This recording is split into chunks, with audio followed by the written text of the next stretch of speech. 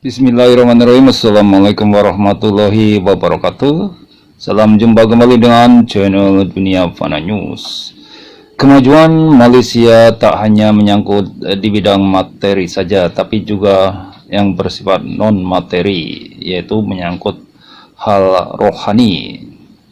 Oleh karena orang Malaysia telah mempunyai kesadaran tinggi tentang makna keseimbangan hidup yang terdiri dari keseimbangan hidup fisik, jasmani, emosional, pikiran, dan spiritual.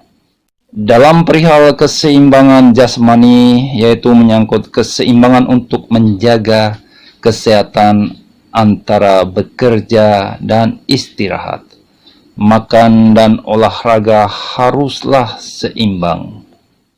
Untuk menjaga keseimbangan emosional, yaitu perasaan harus tetap tenang, damai, dengan cara bersyukur bila hati senang karena lancar urusan kehidupannya, dan lalu bersabar ketika terkendala dalam urusan kehidupannya.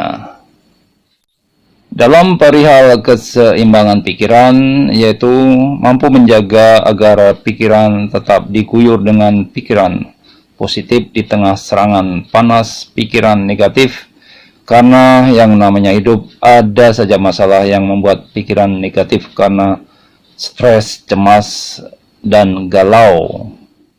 Di bidang keseimbangan spiritual, seperti yang nampak dalam aktivitas sedekah di Malaysia, yaitu sebagai cara agar ibadah ritual pribadi seimbang dengan ibadah sosial yang muaranya agar semakin dekat kepada Allah Subhanahu wa Ta'ala.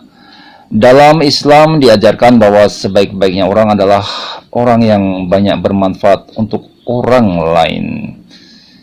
Kejayaan Malaysia bisa tergapai intinya karena warganya mampu menjaga keseimbangan antara hak dan kewajiban dalam setiap sendi kehidupan yang dijalankan dengan baik. Misalnya, orang bisa berjaya dalam suatu karir, namun bila abai dalam hak dan kewajiban menjaga kesehatan, maka tubuh akan terjadi ketidakseimbangan lalu menjadi jatuh sakit.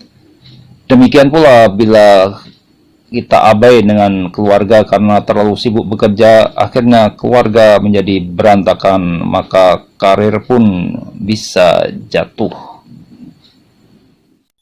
Jadi kesimpulannya adalah kejayaan dan kebahagiaan itu bukanlah tujuan, akan tetapi harus menjadi bagian dari setiap proses kehidupan.